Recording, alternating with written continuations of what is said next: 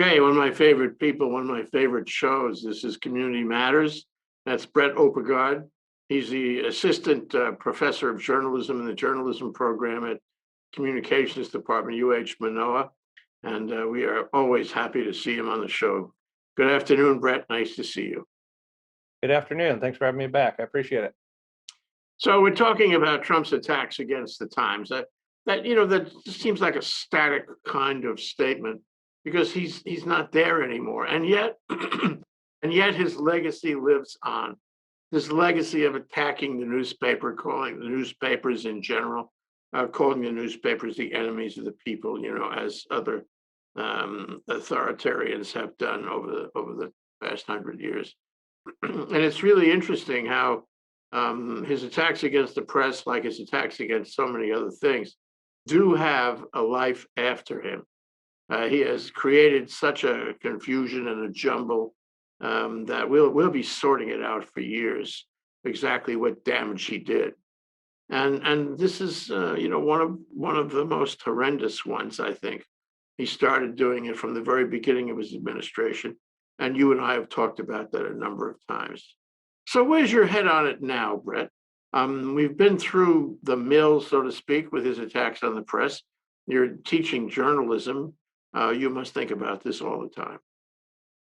Yeah, I do think about it all the time, and I think about the long-term effects of what's happened to our democracy here. And I think we're still in the middle of it. It's sort of too early to tell, but I have been reading a lot of history lately, and I'm certainly no historian by trade, but I think history gives us a lot of examples of how democracy gets fractured and broken, and then there's a point of no return. I just can't say if we're there yet or not, but I am concerned that we could have broken something that we're not going to be able to fix.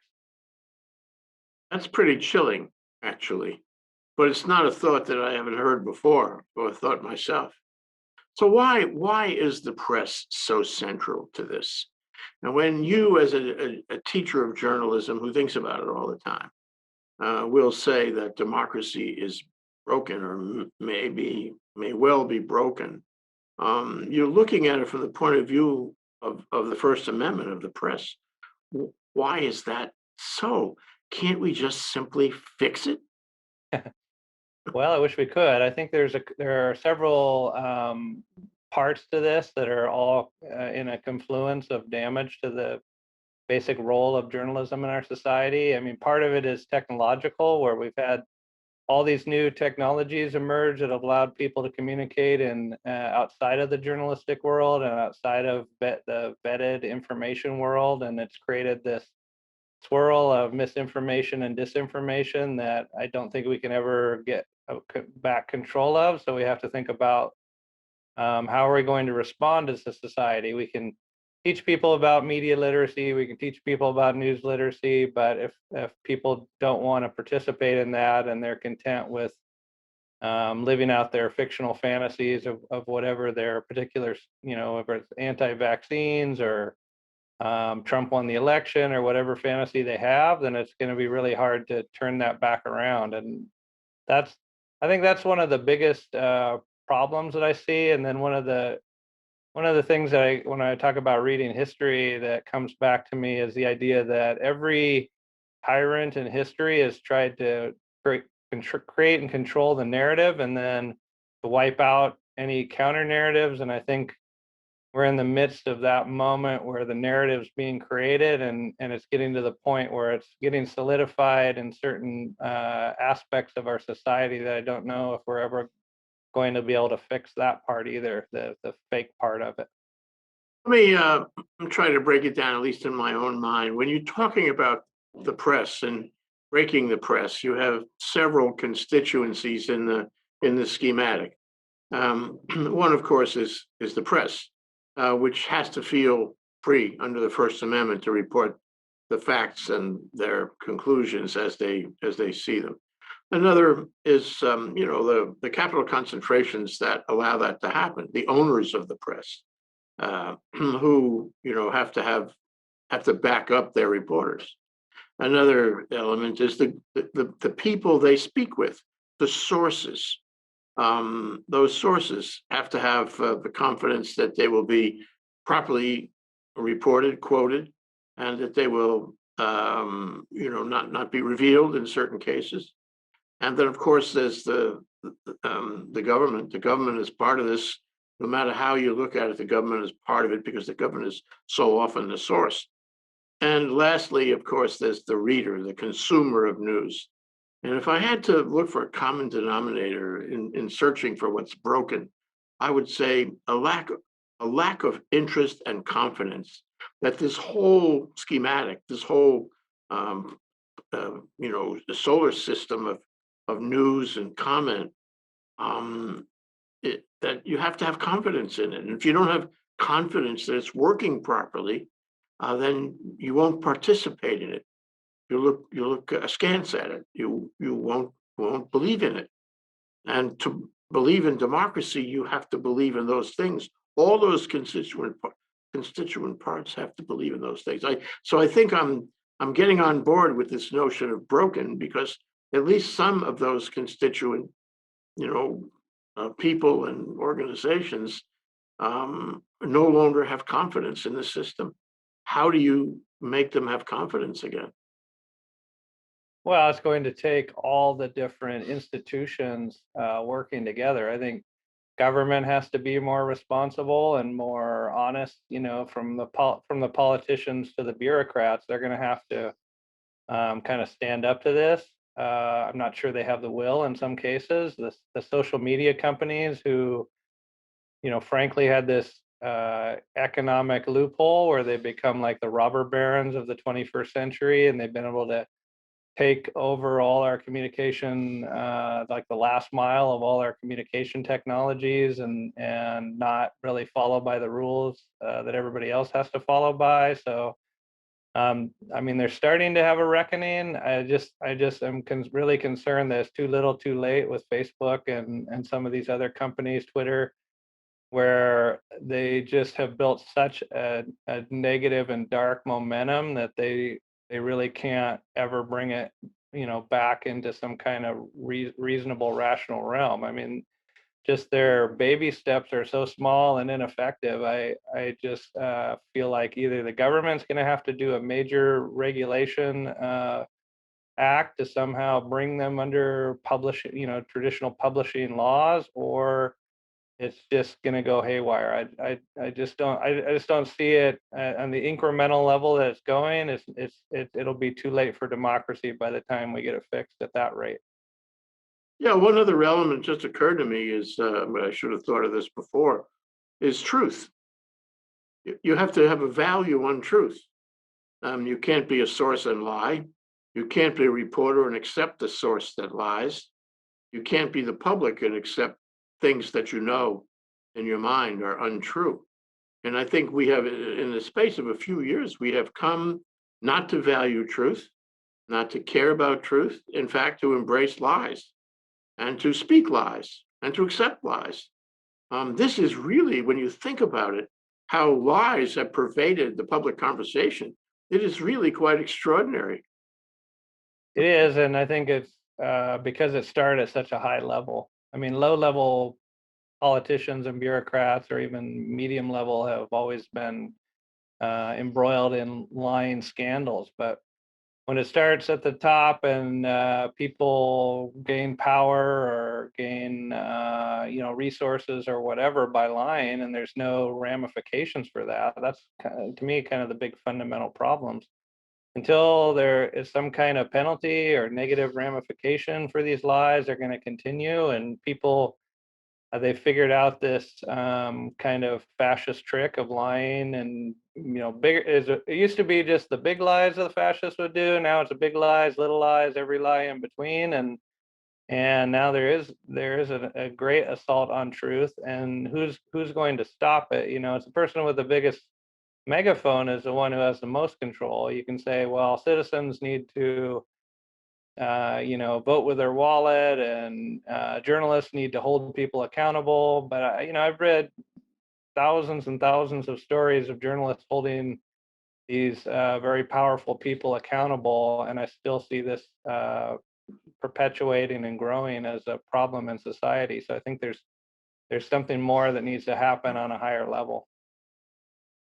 Now, before the show was started, we were talking about some of these news items that have been revealed recently, and I think the most high-profile one of them, and the most disturbing one of them, is the story of the New York Times, which was being investigated by the Trump administration, and the Trump administration was seeking, through its Department of Justice, through William Barr, seeking their telephone records from Google, who operated their telephone system, and a very troubling story.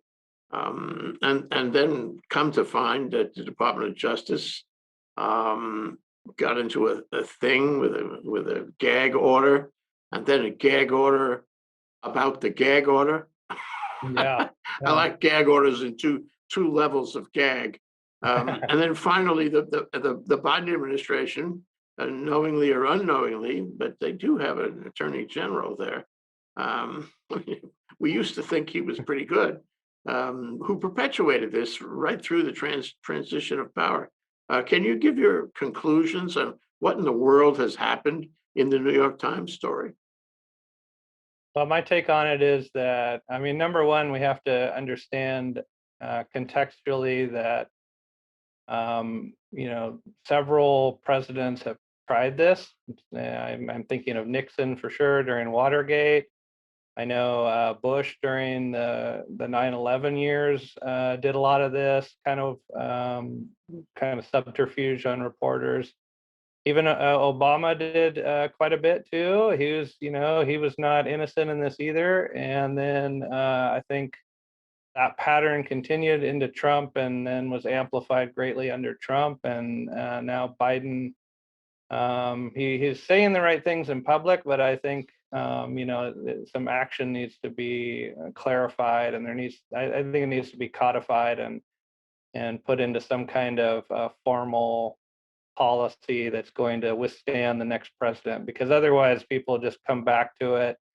Basically, what happened there is the government, and we always have, this is a thing that is so kind of fundamentally disturbing about all this, is the government is us. We're just people. I work for the government. Lots of people, your friends and family, they're part of the government.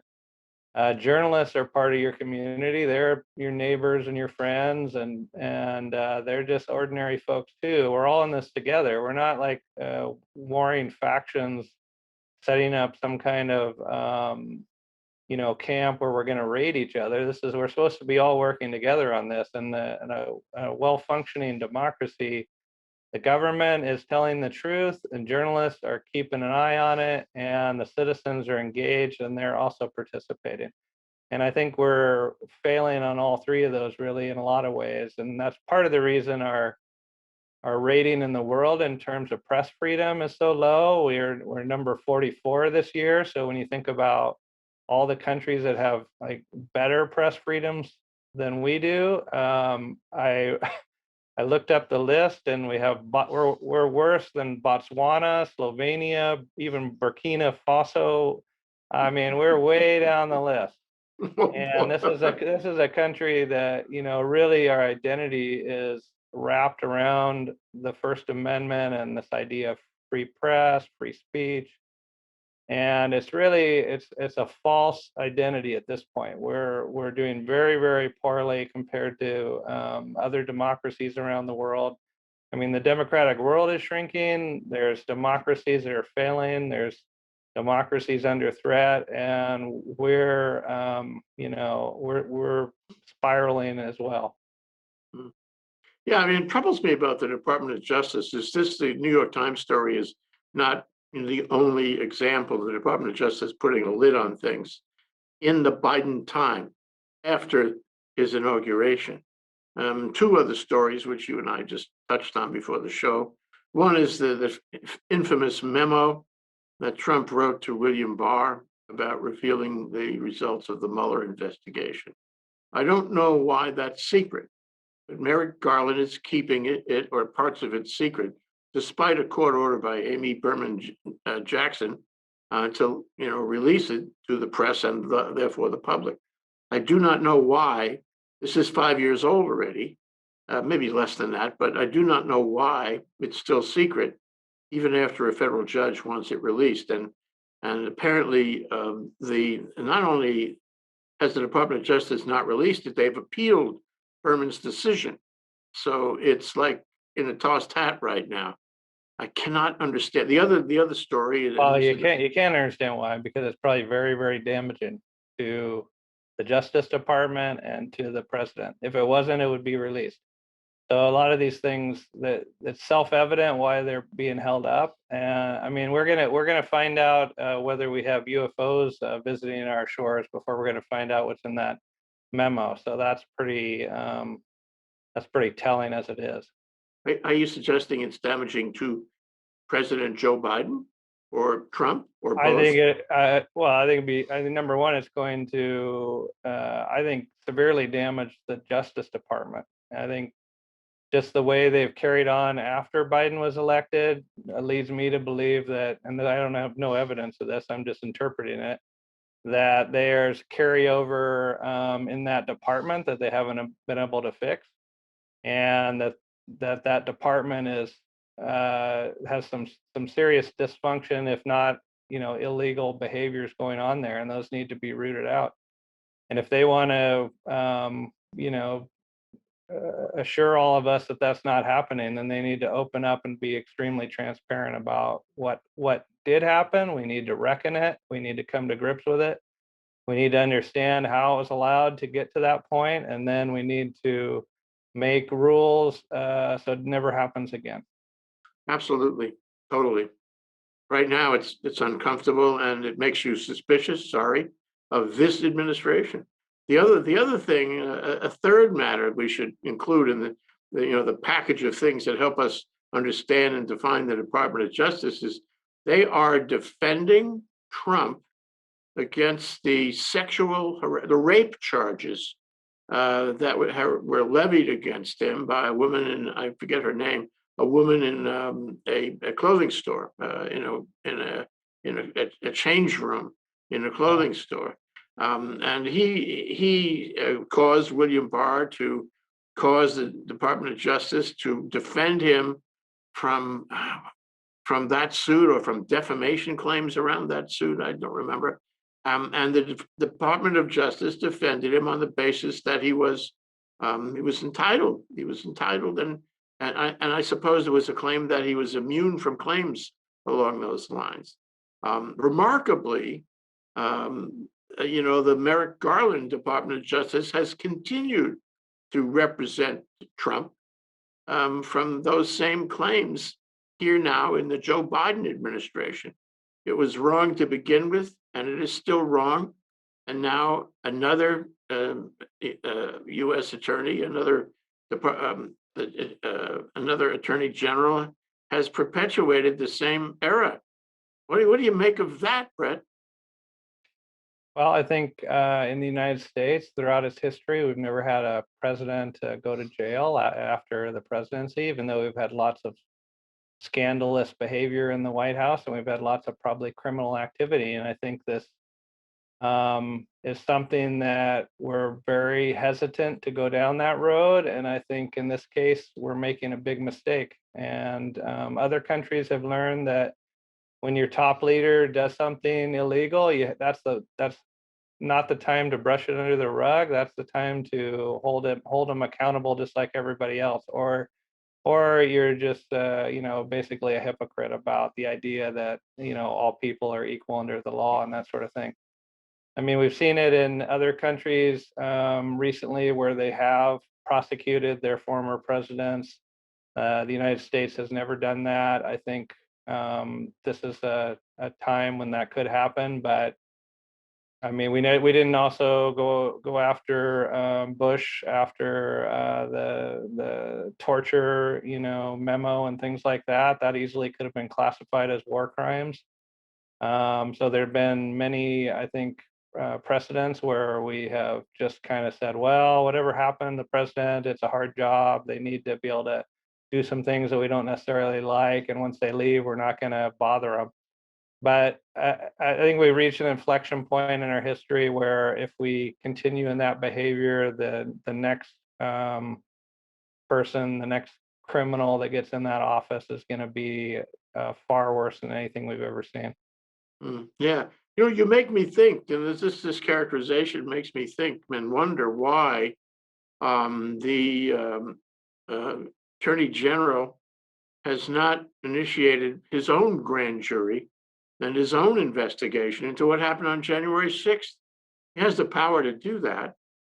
If Cyrus Vance in the state system in Manhattan can do it, why can't the Attorney General do it? He could snap his fingers and have a very serious grand jury initiated to make a complete investigation. This is troubling. And maybe it falls in line with exactly what you're saying. Nobody wants to spend time prosecuting a former president because we don't do that.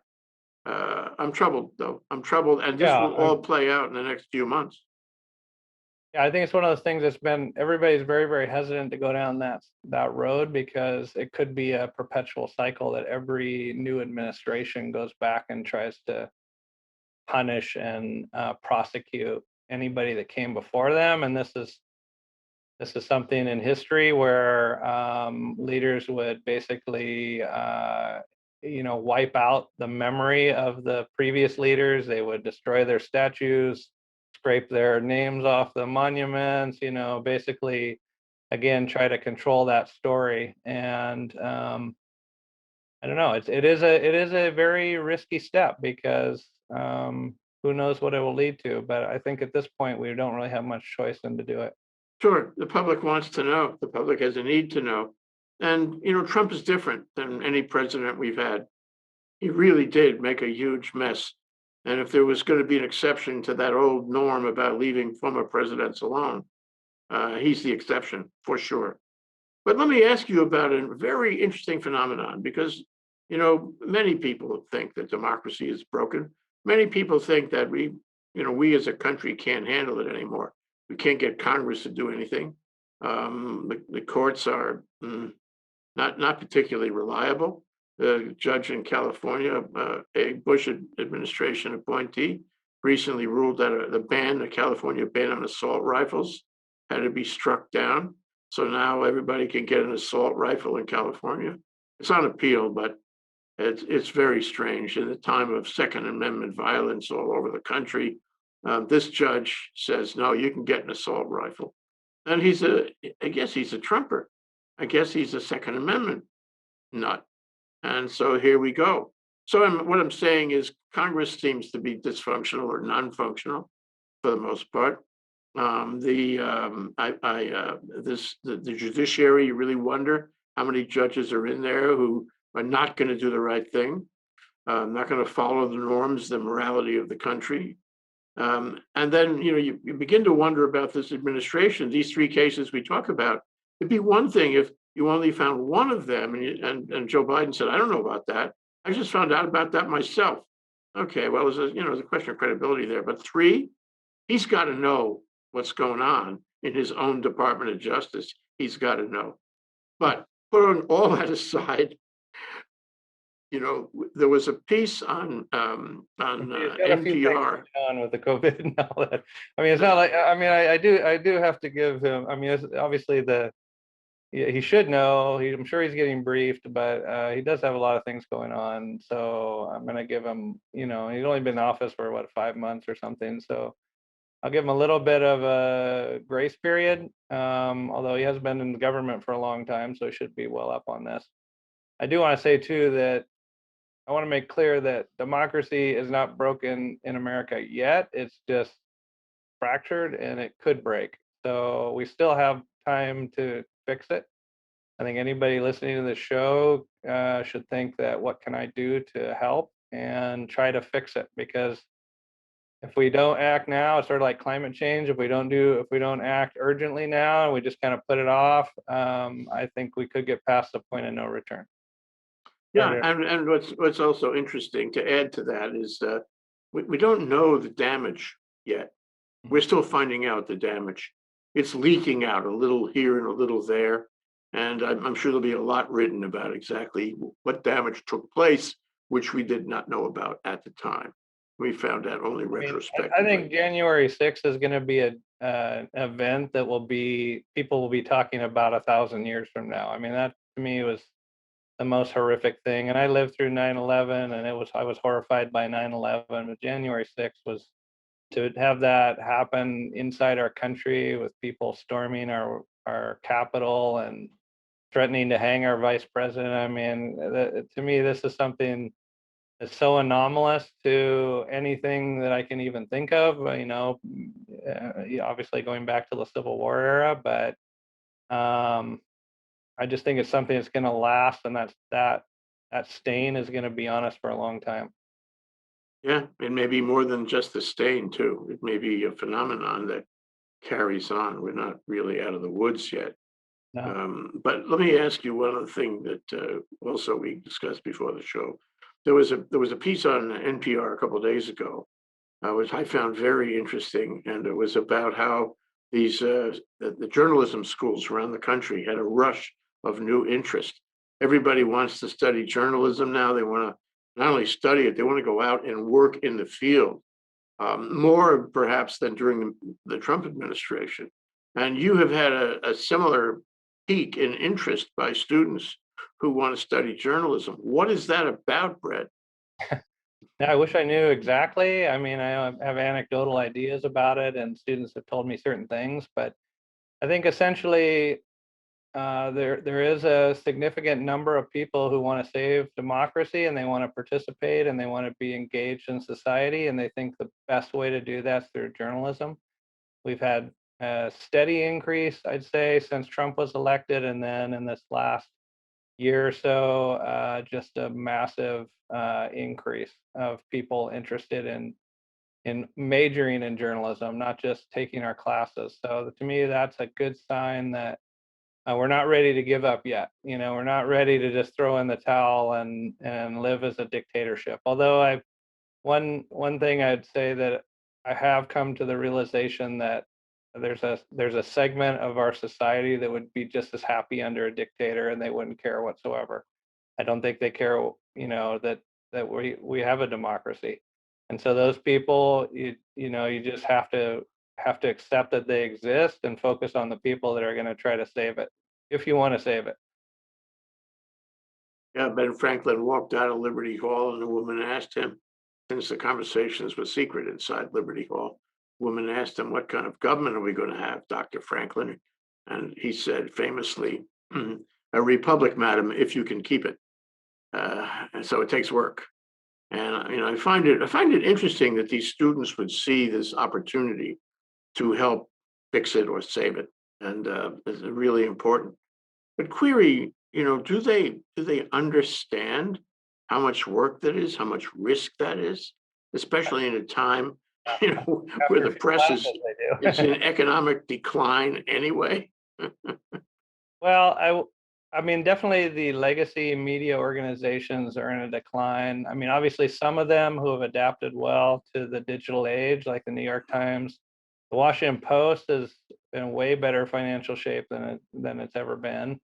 So there are exceptions to that, but I'd say definitely the regional media organizations have suffered greatly. A lot of the bigger dailies have suffered, but weekly newspapers, small dailies, things with a really organizations with a really clear idea of what they're reporting on, like they have a genre or they have a locality or they have a topic.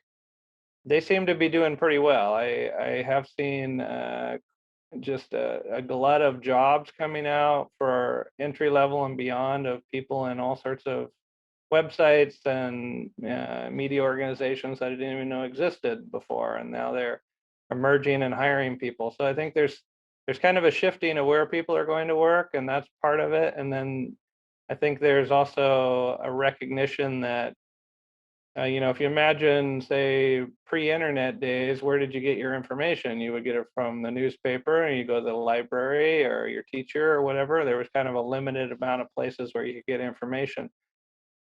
And in this new age, we have so many sources, so many sources. So a lot of these businesses that are failing, I think, were built on the idea that information was limited and you had to go to them to get your information, and they didn't really have a strong place in that infosphere where they really serve certain people. They were more like a general store of ideas, and we don't need that as much anymore. So things are shifting, and journalism's constantly shifting. And every decade there's a new identity to American journalism. So I'm not really so concerned about that. I don't think that's something to think negatively about. We have basically the same amount of journalists working today as we did in 1970 during Watergate. So obviously there are more people in the country, but also things are way more efficient. So you have, kind of that trade-off.